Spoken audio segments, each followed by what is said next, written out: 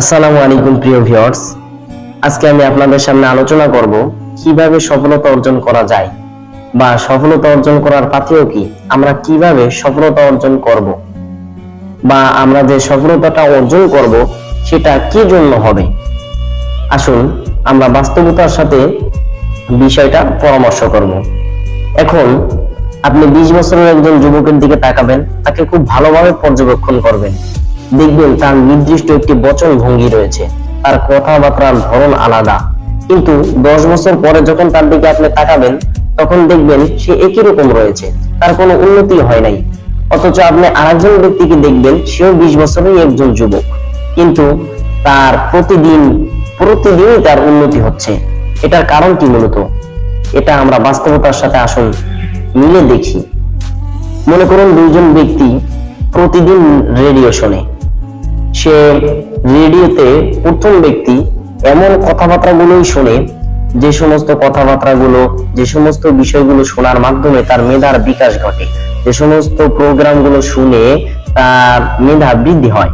কিন্তু দ্বিতীয় জন ব্যক্তি এমন সব প্রোগ্রাম গুলোই শোনে, যে সমস্ত প্রোগ্রাম গুলো নাটক, সিনেমা, গান বাজনা ইত্যাদির সাথে লিপ্ত থাকে।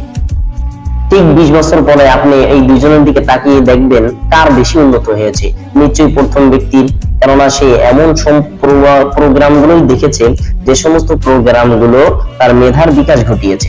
এখন আপনি এটা একটু ভেবে দেখুন কিভাবে আপনি সফলতা অর্জন করবেন। আমার বাস্তবিক জীবনের ঘটনা আপনাদের কাছে একটু বলছি। একজন ব্যক্তির সাথে আমার খুব ভালোভাবে কথোপকথন হয়, খুব ভালোভাবে। কিন্তু হঠাৎ করে ওই ব্যক্তি আমাকে বলে উঠলো যে আল্লাহ তাআলা বলেছেন যে বান্দা তুমি চেষ্টা করো, আমি তোমার সাথেই রয়েছি। তো ভাই একটু ভেবে দেখুন যে আল্লাহ তাআলা বলেছেন যে তুমি চেষ্টা করো, আমি তোমার সাথেই রয়েছি, এর মানে কি? আমি মনে মনে ভাবলাম যে ভাই কি বলেছে, কথাটা তো ঠিকই বলেছে, কিন্তু আমি বললাম যে ভাই এটা তো কোনো কোরআনের আয়াত নয়, আপনি জানলেন কিভাবে? তখন আমি ভালোভাবে পর্যবেক্ষণ করে দেখলাম যে এটা কোথা থেকে আসলো। দেখলাম যে এটা মিশরীয় একটি প্রবাদ থেকে এটা এসেছে। আমি তখন মনে মনে ভাবলাম নিশ্চয়ই এই ব্যক্তি গান বাজনা কিংবা ইসলামিক কোনো ভাষণ থেকে এই কথাটা অর্জন করেছে। এখন আপনি ভেবে দেখুন আপনি কিভাবে সফলতা অর্জন করবেন বা সফলতা অর্জন করব আমরা কিভাবে। আব্দুল্লাহ নামে একজন কর্মঠ ব্যক্তি, তবে সে খুব অলস ছিল। সে একদিন মসজিদে যাইতেছে। মসজিদে যাওয়ার সময় যখন জোহরের নামাজের সময় হলো, একজন ব্যক্তিকে দেখে খেজুর গাছের উপরে উঠে বসে আছে। আব্দুল্লাহ তখন দেখতেছে যে খেজুর গাছের উপরে যখন বসে আছে, তাকে আমি ডাক দিই, এ বেটা নেমে আয় গাছ থেকে। তখন সে বলল যে ভাই আমি নামতেছি, আমার একটু গাছে কাজ আছে, আমি নামতেছি। তখন আব্দুল্লাহ ওই ব্যক্তিকে বলল যে আরে নামাজের তো সময় হয়ে গিয়েছে, তুই আর দেরি করিস না, গাধা কোথাকার, নামাজের সময় হয়ে গিয়েছে, তুমি গাছে এখনো বসে আছো। তখন ওই ব্যক্তি বলল কি আমি গাধা, এই বলে তাকে লাঠি নিয়ে ধাওয়া করলো।